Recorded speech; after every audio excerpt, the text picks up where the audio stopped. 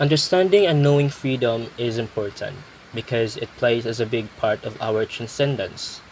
So there are two concepts that will help us fully understand what is freedom. So the first concept is the freedom itself. We can define freedom in a lot of ways and in different aspects. So in biblical aspect, freedom, it is God giving us free will. And while in political aspect, freedom is all about natural rights, like having the right to life and to love. And also legal rights, which for instance, the right to vote, which is applicable in a democratic country that we live in. And lastly, we can define freedom in a philosophical aspects, where freedom is a state of mind, of being free that is already part of our human nature. For example, think of yourself as a student. So your teacher told you to study your lessons for the day you will have a long quiz the next meeting. However, as you reach home, you find yourself having a good time doing Facebook and online chatting with your friends.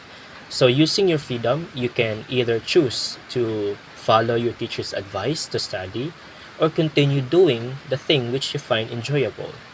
So using your freedom as an instrument to create action without constraint is its true meaning.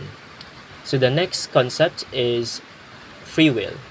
Free will is the capacity to choose from alternative courses of actions or decisions.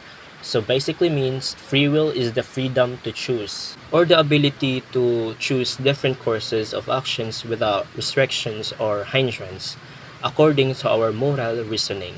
So free will is closely linked to the concepts of moral responsibility, praise, culpability, sin, and other judgments which apply only to actions that are freely chosen. A person's action determines what kind of person he or she becomes. So let's go back to the previous example. It was either to choose to follow your teacher's advice, to study your lessons for your quiz the next morning, or continue doing the thing which you find enjoyable. So in here, we exercise our free will. We get to decide on things that will lead to results.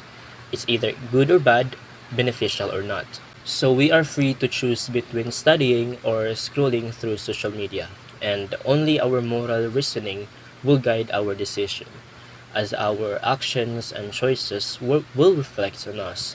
So doing what is right and acting on it is what makes us good person.